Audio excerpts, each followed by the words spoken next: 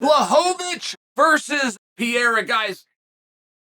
Is there a greater fight you can think of? For either one of them. For either one of them, with the situation they're both in, which is they're both world champions that want to return to be world champions. Before they can do that, they have to get a shot, right? They got to get a world title shot. Is there a position you could think for either one of those guys that's better? I mean, look, stylistically, with Jan Błachowicz, who we know can go to the ground, right? We know both these guys can go to the ground. He does his best work on his feet. Go ask Luke Rockhold, right? I mean, he does his best for Polish power. That's a real thing. And power is the great equalizer. I don't think any of us will pretend that Błachowicz is better skill-wise or experience-wise or combination-wise or tit-for-tat or footwork than Pereira on his feet. Pereira was the champion. He was the champion kickboxer. On the feet, that's exactly what his game is. But boy, that power is a son of a gun. I had a teammate, Dan Henderson, two-time Olympian, but he's one of the few wrestlers that went over to the sport, fell in love with his right hand, got away from his wrestling, but it worked. Went on to fight for 3 UFC World Championships. Went on to fight for 2 World Championships in Pride. Oh, by the way, won both of those World Championships. It worked. Fought at 3 different weight classes, including against Big Nogueira, including against Fedor Emelianenko at heavyweight. Oh, by the way, he won. I'm talking about Dan Henderson. Because he had power in his right hand. It was just this incredible equalizer. It really was. It is a game changer. It's a difference maker in boxing. But most of those powerful guys are not endurance guys. You can wear them down. There's kind of a blueprint. You got to deal with it, but there's a blueprint. It's different in MMA. It really is. That 4-ounce glove, it's different. It's not a matter of take it, of roll with it, of dunk with it, of watch it, take a few more, and it starts to lose some steam. You take one of those and you are done. The fight match is now over.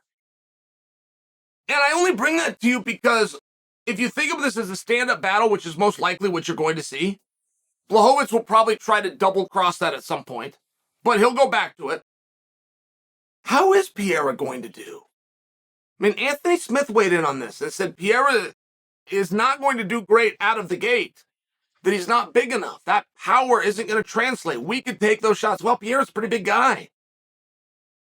I don't know if that's accurate, but I also don't know that it's wrong. It's a pretty interesting analysis by Lionheart. And if you want to fight for a world championship, history says beat a world champion.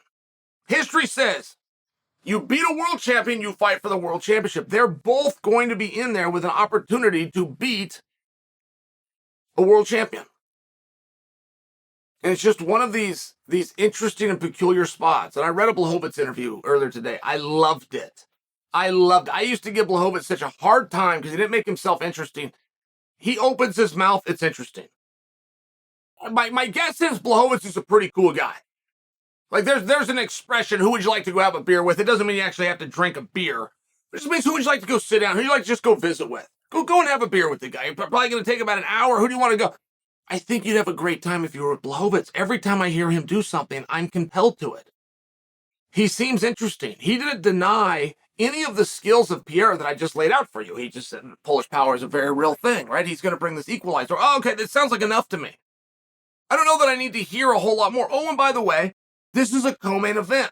I think it's a feature match. It's not a main event. That's the point I'm attempting to make. And it's 3 rounds. That's what it should be. I see that get jockeyed with and I see that get messed with. It shouldn't ever. Leon and Nate should not have fought 5 rounds. Gilbert and Blahal should not have fought 5 rounds. You want to fight 5 rounds? Be in a world title fight or be in a main event. That's it. And I like that this fight isn't. And I do think that it changes it. I really do. I think that we've seen what Błachowicz can do particularly early. That's one of the things with the power. That's one of the things with the size. Yes, there's oftentimes a fatigue down the stretch. We're not going to have a stretch in this one. We're not going to have championship rounds. He's got to survive. Błachowicz has the ability to double cross. He has the ability to clinch. He has the ability to go out there and hit a double. And we've seen how heavy he is on top. And I'm just sharing with you.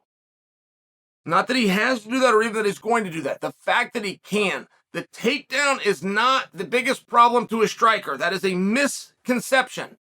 That is your lion eyes telling you. The takedown is not the key to beating a striker. The threat of a takedown. The threat of a takedown is what lets the non-striker change elevation and pop back up. Dan Henderson never threw a single punch without offering the threat of a takedown. Uriah Faber's a master of this. I changed my entire stand-up game around watching Uriah Faber. All of it. Uriah Faber will change elevation before he throws a jab. He'll change elevation before he throws a cross. He'll change elevation before he throws an uppercut. He'll change elevation before he throws a hook. I started doing it on everything. Change elevation. Boom, I was finding this uppercut. I never found it before. Guy's covered up. He's waiting. Boom, boom. Come right back in. I did this exactly Uriah's combination on Rampage. I just changed elevation, threw an uppercut, threw a hook, and neither one of them hurt Rampage. He told me, he said, man, you killed Papa great, but he had to respect it. He had to respond to it. And he did, and it opened up. I was able to take him down. I just bring that to you because the threat is what's so important when you're taking on a guy like Pereira. Pereira did great against Adesanya, but Adesanya never offered him that threat.